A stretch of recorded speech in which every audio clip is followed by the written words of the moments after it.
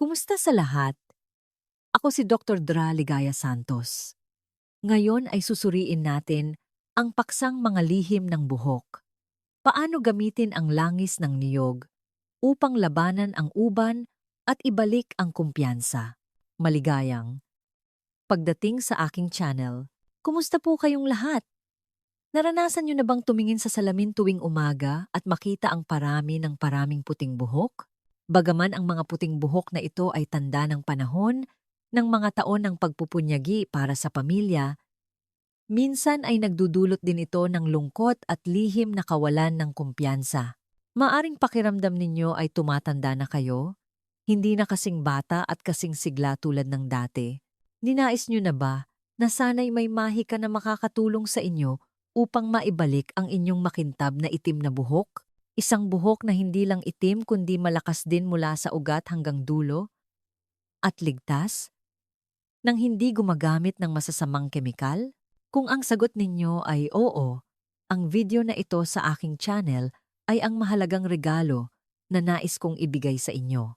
Ngayon, hindi ako magsasalita tungkol sa mga komplikadong bagay. Sa halip, ibabahagi ko ang isang lihim na mas mahalaga pa sa ginto, isang tradisyonal na pamamaraan na pinatunayan ng agham gamit ang isang sangkap na napakapamilyar sa bawat kusina ng mga pamilyang Pilipino. Ito ay walang iba kundi ang langis ng niyog upang matulungan kayong labanan ang uban at muling mahanap ang kumpiyansa sa inyong itim, makapal, at malusog na buhok sa maikling panahon ng patuloy na paggamit.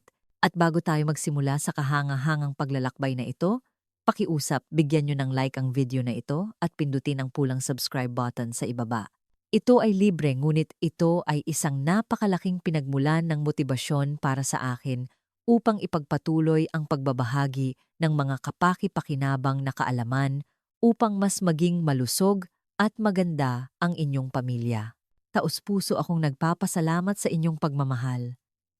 At ngayon, ihanda ang isang notebook, isang panulat, o simpleng maging relax upang samahan ako sa unang bahagi. Unang bahagi. Alamin ang ugat ng problema. Bakit nagkakaroon ng uban? Ayon sa ating mga matatanda, ang nakakaalam ng sarili at ng kalaban ay hindi matatalo. Upang malunasan ang uban, kailangan muna nating maunawaan kung bakit ito lumalabas. Hindi ba? Isipin nyo na lang po ng ganito upang mas madali ninyong maintindihan. Ang itim na kulay ng ating buhok ay tinutukoy ng isang uri ng pigment na tinatawag na melanin.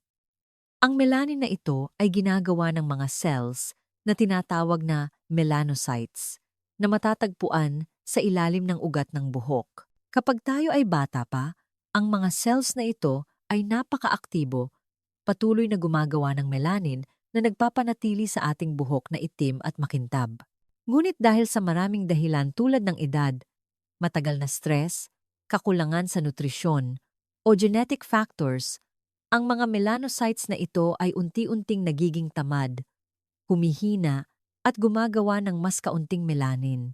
Bukod pa rito, may isa pang nakatagong kalaban, ang oxidative stress. Ito ay parang kalawang na sumisira sa mga cells sa ating katawan, kasama na ang mga cells na gumagawa ng kulay ng buhok. Kapag kulang ang melanin, ang buhok na tumutubo ay walang kulay, at iyon ang mga puting buhok na ating nakikita. Kaya ano ang ginintuang prinsipyo upang mapabuti ang kondisyon ng uban? Ito ay ang pag-aalaga sa mga melanocytes na ito, pagbibigay sa kanila ng pagkain upang muli silang lumakas, paglaban sa oxidative stress upang protektahan ang mga cells na ito mula sa pinsala. Bukod dito, ang pagbibigay ng moisture at nutrients sa buong buhok at anit ay lumilikha ng isang perpektong kapaligiran para sa paglaki ng itim na buhok. At alam niyo po ba, ang tagapagligtas na makakapagsagawa ng lahat ng tatlong ito ay walang iba kundi ang langis ng niyog, kasama ang mga kasama nito na ating matutuklasan ngayon. Tara na at pumunta sa pinakamahalagang bahagi, ikalawang bahagi. Tatlong ginintuang resipe mula sa langis ng niyog. Ito na po ang bahagi na pinakahihintay ninyo. Ibabahagi ko ng detalyado ang bawat resipe. Siguraduhin ninyong susundan ng mabuti. Resipe 1.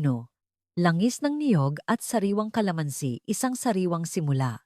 Ang unang resipe na ito ay napakasimple at madaling gawin para sa mga baguhan o sa mga walang gaanong oras. Ito ay kombinasyon ng langis ng niyog at sariwang kalamansi, isang perpektong pares para linisin ang anit at pasiglahin ang hair follicles. Bakit kalamansi?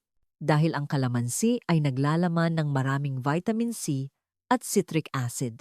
Ang vitamin C ay isang napakalakas na antioxidant na, kapag pinagsama sa langis ng niyog, ay lumilikha ng isang perpektong duo upang protektahan ang hair follicles. Bukod pa rito, nakakatulong din ang kalamansi na linisin ang anit, alisin ang balakubak at excess oil na nagpapahintulot sa mga nutrients mula sa langis ng niyog na mas madaling maabsorb. Paano gawin ang resipe na ito? Mga sangkap: 3 kutsara ng purong cold-pressed na langis ng niyog. Siguraduhin ninyong pipiliin ang purong uri. 1 kutsara ng sariwang piniga na katas ng kalamansi. Paraan ng paggawa. Hakbang 1. Ilagay ang langis ng niyog at katas ng kalamansi sa isang malinis na mangkok. Gumamit ng kutsara at haluin ng mabuti hanggang maghalo ang lahat at maging bahagyang malapot na pinaghalong may amoy niyog at kalamansi na napakabango at nakakapagpagaan ng pakiramdam. Hakbang 2. Basain ang buhok ng maligamgam na tubig upang paunang linisin at paluwagin ang mga pores sa anit. Pagkatapos, punasan ang buhok hanggang bahagyang mamasa-masa. Hakbang 3. Ito ang pinakamahalagang hakbang. Gamitin ang dulo ng inyong mga daliri, isawsaw sa pinaghalong, at ipahid ng pantay sa buong anit. Siguraduhing maipahid ng mabuti at huwag kaligtaan ang anumang bahagi. Hakbang 4. Pagkatapos ipahid, gamitin ang 10 daliri at dahan-dahang imasaj ang anit sa pabilog na galaw sa loob ng 10 hanggang 15 minuto. Hindi lang ito nakakatulong sa pagpaparelax at pagbabawas ng stress, kundi pinapabilis din ito ang sirkulasyon ng dugo patungo sa ugat ng buhok. Ito ang sikreto para sa mabilis at malusog na paglaki ng buhok. Hakbang 5.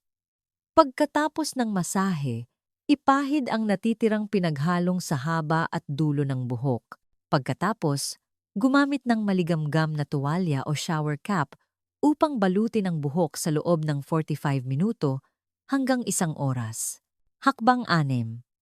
Sa huli, hugasan ng malinis ang buhok gamit ang mild herbal shampoo at malamig na tubig. Hugasan ng 2 beses upang siguraduhing hindi malagkit ang buhok.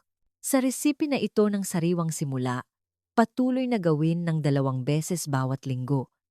Pagkatapos ng unang paggamit, mararamdaman ninyo kaagad na mas malambot at mas makintab ang inyong buhok. Pagkatapos ng 1 hanggang 2 linggo, malaki ang mababawas sa pagkalagas ng buhok. At kung titingnan ng mabuti, mapapansin ninyong may mga bagong itim na buhok na tumutubo sa ugat. Dahil dito, naalala ko ang kwento ni Aling Nena sa aming kapitbahayan. Si Aling Nena ay lampas 50 pa lang, ngunit halos kalahati na ng kanyang buhok ay puti na. Malungkot siya, nahihiya siyang lumabas, at ayaw magpakuha ng litrato.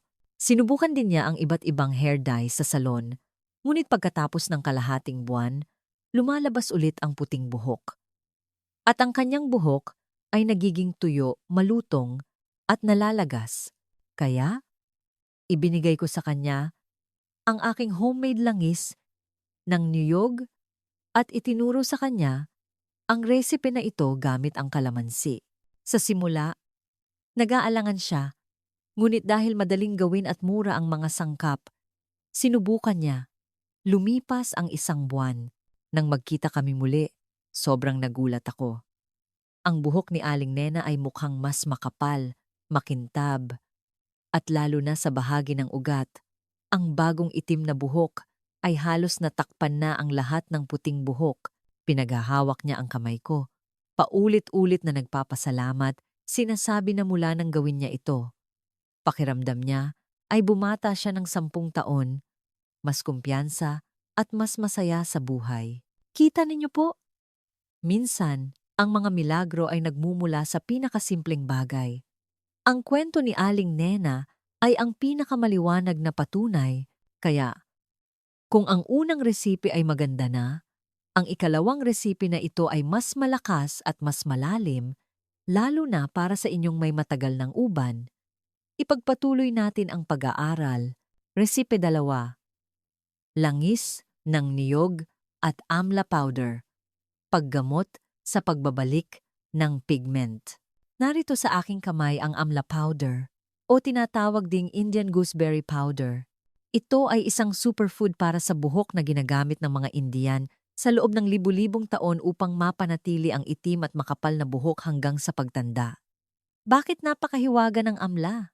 Pinatunayan ng mga siyentipiko na ang amla fruit ay naglalaman ng 20 beses na mas maraming vitamin C kaysa sa orange. Naglalaman din ito ng maraming antioxidant at nutrients na tumutulong sa pag-aalaga at paggising sa mga natutulog na pigment cells sa hair follicles. Lalo na, may kakayahan ang amla na natural na padilimin ang kulay ng buhok, nakakatulong sa pagtatakip ng uban at pagpigil sa paglabas ng mga bagong uban. At kapag pinagsama sa langis ng niyog ng Pilipinas, lilikha ito ng isang napakalakas na paggamot sa pagbabalik ng pigment. Paano gawin ang resipe na ito? Mga sangkap: 4 hanggang 5 kutsara ng langis ng niyog, 2 kutsara ng amla powder. Madali ninyo itong mabibili sa mga Indian food store o online. Paraan ng paggawa: medyo mas komplikado ito ngunit sulit subukan. Hakbang 1. Ilagay ang langis ng niyog sa isang maliit na kaldero at pakuluan sa napakababang init hanggang maging maligamgam ang langis. Huwag na huwag hayaang kumulo ang langis dahil ang mataas na temperatura ay mawawala ang mga mahahalagang nutrients ng langis.